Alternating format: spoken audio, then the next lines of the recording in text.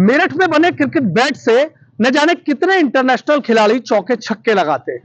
यहाँ के स्पोर्ट्स की आइटम पूरी दुनिया में मशहूर है और बजट में इस स्पोर्ट्स आइटम बनाने वाले जो यहाँ के जो कारोबारी हैं उनको क्या उम्मीदें हैं इस बजट से, उन्हीं से हम एक एक करके बात करेंगे।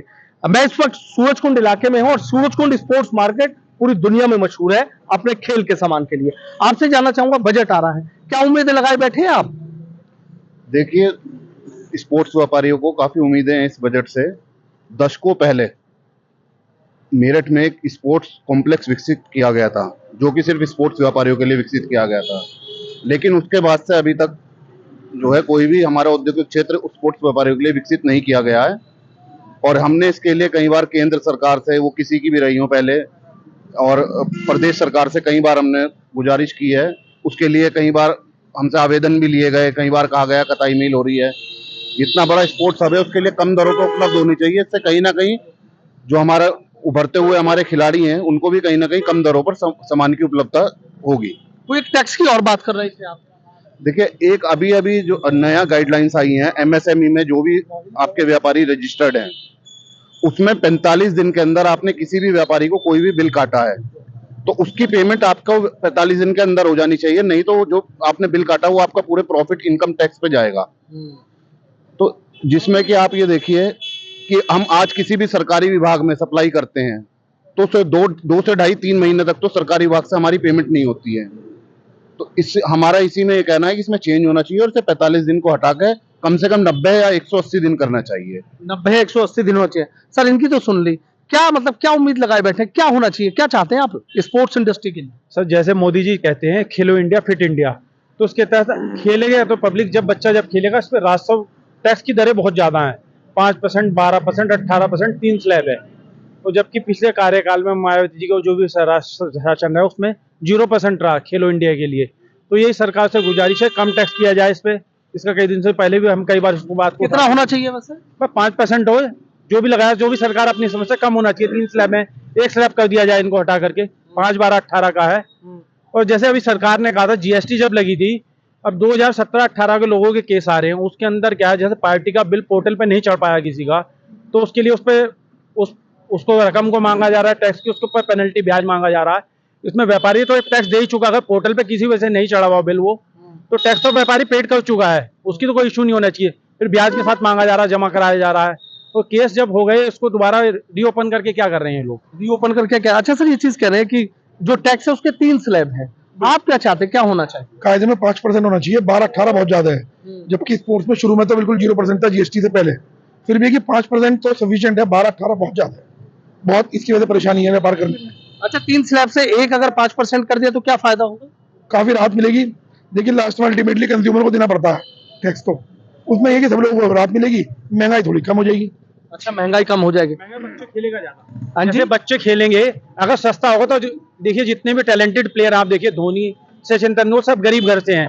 तो गरीब बच्चा खेलेगा कैसे जब इस पर दरें ज्यादा लगेंगे, टैक्स ज्यादा होगा तो प्रोडक्ट महंगा हो जाएगा, हर बच्चे की पकड़ से दूर हो जाएगा। तो निश्चित तौर पर अगर इसका टैक्सेशन कम हो जाएगा तो सस्ता हो जाएगा। गरीब बच्चे आप देखिए, पढ़े लिखे बच्चे, आजकल कंप्यूटर का युग है, उसमें लगे हुए, खेलेगा नहीं तो देश का नाम कैसे होगा?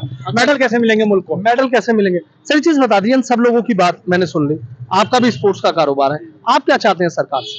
मैं भी चाहता हूँ, जो ये सब लोग चाहते हैं कि टैक्स का जो स्लैब है वो कम से कम 5% में आ जाए, जिससे कि जो गरीब परिवार है, गरीब बच्चे हैं, वो ज्यादा से ज्यादा उसको परचेज कर सके और हम उनको सस्ता प्रोवाइड करा सके।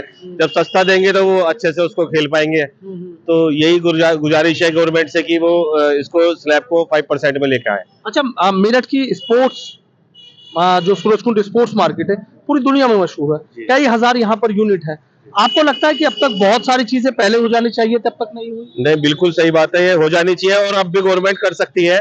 जैसे कि अभी पीछे उन्होंने कह रहे थे कि जो व्यापारी है उनको सस्ती दर पे जगह प्रोवाइड कराएंगे नई नई यूनिट लगाने के लिए। तो गवर्नमेंट को थोड़ा इस तरफ ध्यान देना चाहिए और व्यापारियों के लिए सस्ती दर पर जगह प्रोवाइड करानी चाहिए। अच्छा सर, ये कह रहे सस्ती दर पे जगह प्रोवाइड करानी चाहिए। और ऐसी क्या चीजें जो आपको लगता है कि मंत्री निर्मला सीतारमण है, वित्त मंत्री, उनसे आप कहना चाहें? इसमें देखिए, सबसे पहली बात तो आज जो मुख्य कारण है वो जीएसटी है। सभी व्यापारी आप देखिए आज के समय में पढ़े लिखे नहीं है और इसमें कहीं ना कहीं व्यापारियों का जो पैसों, आप ये देखिए जितना लीगल हमारा काम बढ़ता जा रहा है उससे कहीं ना कहीं हमारा खर्चा बहुत ज्यादा बढ़ चुका है।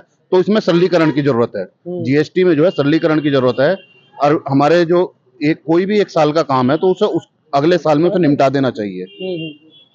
तो इसमें कहीं ना कहीं जीएसटी में सरलीकरण की जरूरत है। अच्छा, ये कह रहे हैं कि जीएसटी में सरलीकरण होना चाहिए। बिल्कुल होना चाहिए सर, ज्यादा टिपिकल है, जैसे ज्यादा कागजी कार्रवाई लिखित में हर चीज में चाहिए गवर्नमेंट को भाई, ये सब चीज ये थोड़ा ज्यादा है। जैसे स्पोर्ट्स का व्यापारी है, ये कंपोजिशन कहाँ जाता है सर सामान में से? सर ऑल ओवर इंडिया जाता है, यहाँ से सबके माल जाते हैं। जैसे सर आपके यहाँ से कहाँ? देखिए हमारे यहाँ से लगभग आप ये समझिए कि 100 से ऊपर कंट्रीज में यहाँ से हमारा माल निर्यात हो रहा है। और जिसमें आप ये देखिए कि हमें चाइना से कंपटीशन करना पड़ता है, पाकिस्तान से कंपटीशन करना पड़ता है, और इंडोनेशिया भी बहुत सारे सामान में, जैसे स्पोर्ट्स नेट हो गए, उनसे भी हमें कंपटीशन करना पड़ता है। तो हमारा अगर यहाँ पे माल जो हमारी कॉस्टिंग है अगर वो कम नहीं आएगी तो हम कम्पीट नहीं कर पाएंगे, ना चाइना से कर पाएंगे ना पाकिस्तान से कर पाएंगे। तो इसके लिए सबसे पहला तो टैक्स है।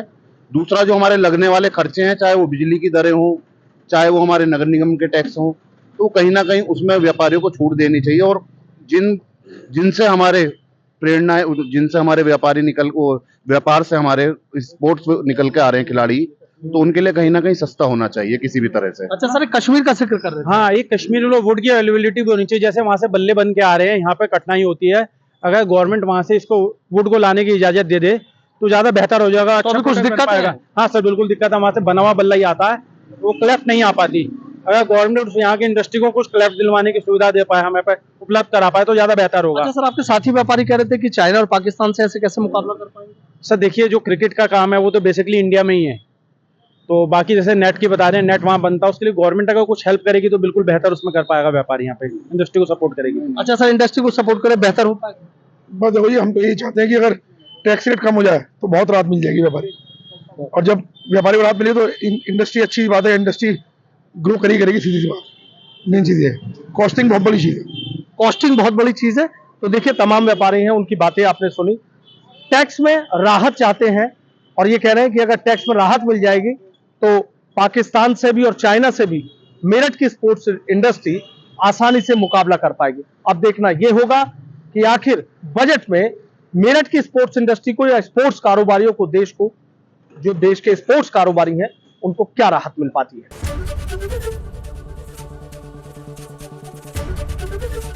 एबीपी गंगा, खबर आपकी, जुबान आपकी।